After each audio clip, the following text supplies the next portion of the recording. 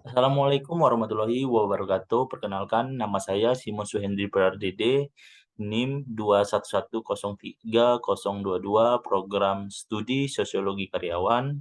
Baiklah teman-teman, pada kesempatan kali ini saya ingin menjelaskan tentang teori sosiologi modern, yaitu teori pertukaran sosial.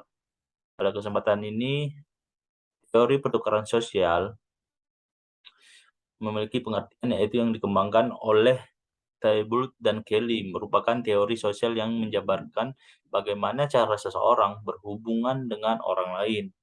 Lalu, seseorang itu dapat menentukan sebuah keseimbangan antara keuntungan dan pengorbanan yang didapatkan dari berhubungan tersebut. Dan menurut Burhan Bugin, yaitu perilaku sosial yang terdiri atas setidaknya dua orang yang melakukan pertukaran berdasarkan untung dan rugi yang disebut compression level. Teori ini dapat dipraktikkan dalam konteks komunikasi interpersonal dan komunikasi kelompok kecil. Teori ini secara umum lebih sering digunakan untuk menganalisis perilaku interpersonal. Konsep pokok menurut Tybalt dan Kelly. Nah, yang pertama itu ganjaran. Akibat yang dinilai positif yang diperoleh seseorang dalam suatu hubungan. Dan yang kedua adalah biaya atau cost. Akibat yang dinilai negatif yang terjadi dalam suatu hubungan berupa waktu, usaha, konflik, dan kecemasan. Dan ketiga yaitu laba atau hasil ganjaran yang dikurangi biaya. Dan yang terakhir tingkat perbandingan, menunjukkan ukuran baku yang dipakai sebagai kriteria menilai hubungan individu. Posisi teori pertukaran sosial. Jadi, teori pertukaran sosial itu memiliki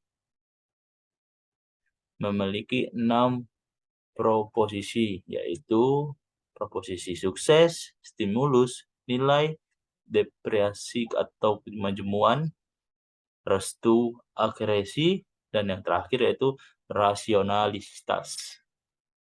Antiproposisi, ungkapan yang dipercaya, disaingkan, disangkal, atau dibuktikan benar tidaknya. Proposisi sukses, dalam tiap tindakan semakin sering suatu tindakan tertentu memperoleh ganjaran, maka kian kerap ia akan melakukan tindakan itu. Ada beberapa hal yang ditetapkan Homan mengenai proposisi sukses. 1. Meskipun umumnya benar bahwa makin sering hadiah diterima, maka makin sering tindakan dilakukan. Namun hal ini tidak dapat berlangsung tanpa batas. Dan yang kedua yaitu makin pendek jarak waktu antara perilaku dan hadiah, makin besar kemungkinan orang mengulangi perilaku. Dan yang terakhir, pemberian hadiah secara intermittent lebih besar kemungkinan menimbulkan perilaku yang pada pemberian hadiah secara teratur. Posisi stimulus. Baiklah, jika di masa lalu terjadi stimulus yang khusus atau seperangkat stimuli merupakan peristiwa di mana tindakan seorang memperoleh ganjaran, maka semakin mirip stimuli yang akan sekarang ini dengan yang lalu itu akan semakin memungkinkan seorang melakukan tindakan serupa yang agak sama. Posisi nilai. Semakin tinggi suatu tindakan bagi dirinya, maka kian senang seseorang melakukan tindakan itu. Contohnya seperti di gambar presentasi antara cost dan benefit. Posisi deprivasi. Kemajuan yaitu semakin sering di masa lalu seorang menerima suatu hadiah, tentu maka semakin kurang bernilai baginya setiap unit hadiah berikut. Proposisi restu akresi. Bila tindakan seseorang tidak memperoleh ganjaran yang diharapkan, maka dia akan marah. Dia menjadi sangat cenderung agresif, dan hasil demikian akan lebih bernilai hasilnya baginya. Bila seseorang ganjaran yang diharapkan khususnya ganjaran yang lebih besar dari yang diperkirakan atau tindakan memperoleh hukum yang diharapkan, maka dia akan merasa senang.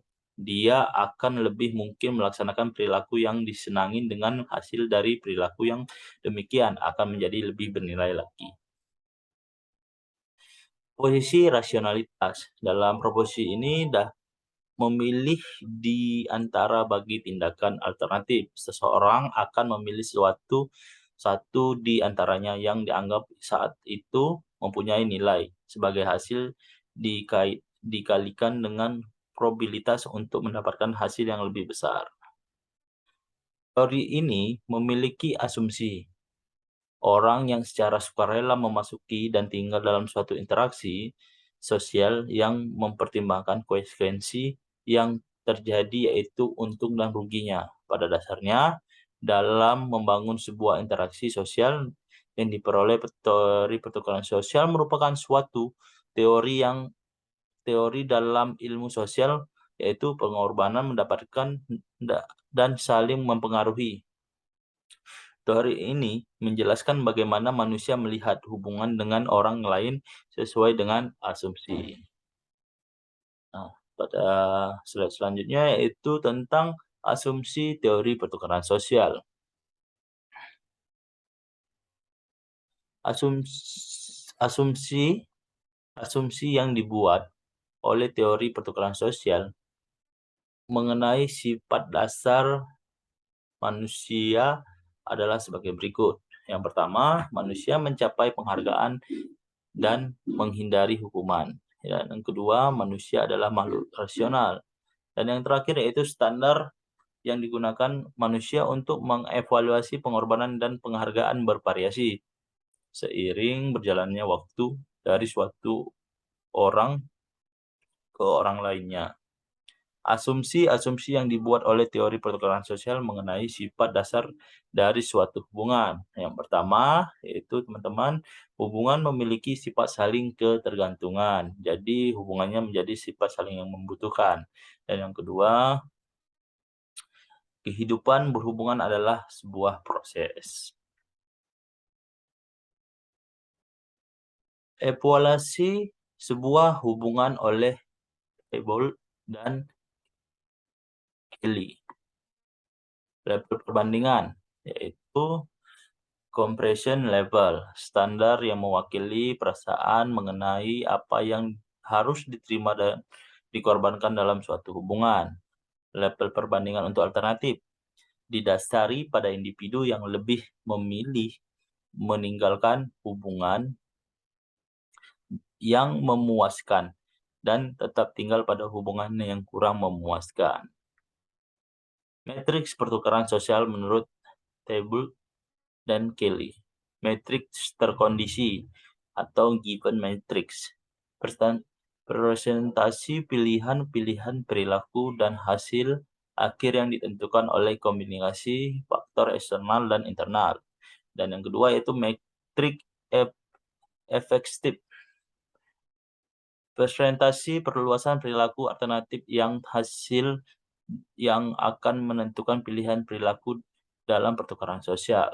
Dan yang terakhir yaitu matriks disposisional, presentasi pada dua orang atau lebih tentang bagaimana mereka harus saling bertukar penghargaan.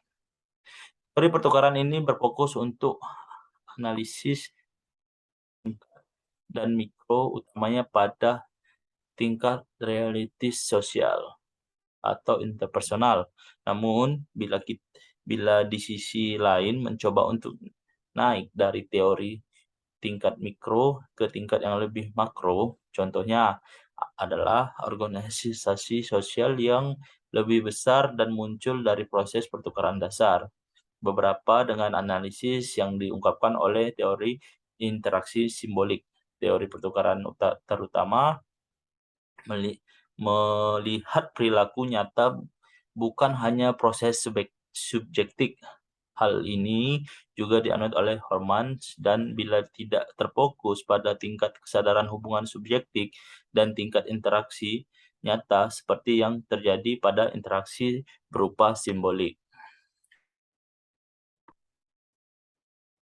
Homans berpendapat lebih jauh bahwa penjelasan ilmiah harus difokuskan pada perilaku yang nyata yang dapat diamati dan diukur secara empiris. Empirik, proses ini pertukaran sosial yang juga sudah diungkap oleh para ahli dari klasik sosial, seperti diungkapkan dalam teori ekonomi klasik abad ke-18 dan 19. Ekonomi seperti Adam Smith telah menganalisis ekonomi individu yang tidak dapat dilihat ukurannya. Dia mengasumsi bahwa transaksi pertukaran akan terjadi hanya jika kedua belah pihak mendapatkan keuntungan dari pertukaran dan kesejahteraan masyarakat luas yang dapat dengan mudah diamankan jika individu yang tersisa untuk menggeser kepentingan pribadi melalui pertukaran pribadi dinegosiasikan. Lévi-Strauss merupakan seorang antropolog yang berasal dari Prancis. Ia mengembangkan perspektif teori dalam pertukaran sosial. Dianalisisnya praktik pernikahan dan kekerabatan sistem masyarakat primitif. Dianalisisnya pola umum adalah seorang yang menikahi putri saudara ibunya. Lévi-Strauss membedakan dua sistem, yaitu satu, pertukaran dibatasi. Dalam pertukaran dibatasi, anggota kelompok diet yang terlibat dalam transaksi pertukaran langsung, masing-masing anggota pasangan saling memberikan dengan dasar pribadi. Dan yang kedua yaitu pertukaran umum. Dalam pertukaran umum, anggota triad atau lebih menerima sesuatu dari pasangan lain yang dari orang yang dia berikan sesuatu yang berguna. Tujuan utama dari proses pertukaran ini tidak memungkinkan pasangan yang terlibat dalam pertukaran ini tidak memungkinkan dalam pertukaran untuk memenuhi kebutuhan individualistik, tetapi untuk mengungkapkan komitmen moral individu untuk kelompok. Kelebihannya yaitu akan menimbulkan suatu keadilan dalam masyarakat. Tak akan ada yang merasa berat sebelah jika teori ini diterapkan karena teori ini membahas tentang bagaimana suatu hubungan sosial masyarakat bisa menyeimbangkan antara pengorbanan dan keuntungan yang didapatkan dari pihak lain. Di samping itu juga jika menerapkan teori ini, maka hubungan dalam suatu masyarakat sosial ataupun individu akan tetap terjaga dan tidak akan ada yang merasa dirugikan. Nah, dia memiliki kekurangan, yaitu kekurangannya apabila seseorang menerapkan teori ini, maka dikala seseorang tersebut melakukan sesuatu kepada orang lain, maka penerima tersebut akan merasa risih dan menerima pemberian atau jasa yang telah dilakukan karena mereka apa yang telah dilakukan atau diberikan akan harus dibalas dengan yang demikian pula, sedangkan belum tentu si penerima mampu membalas apa yang telah dilakukan pemberi kepadanya. Contoh kasus teori pertukaran sosial.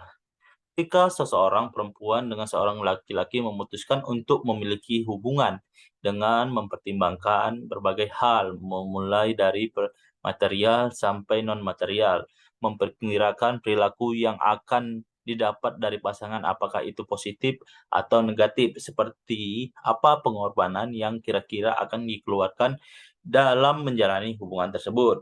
Dan jika salah satunya atau bahkan keduanya merasakan bahwa terdapat lebih banyak pengorbanan yang harus dikeluarkan dibandingkan dampak positif yang diterima, kemungkinan hubungan dengan orang lain yang dirasa lebih sedikit mengeluarkan pengorbanan, namun membawa dampak positif yang banyak.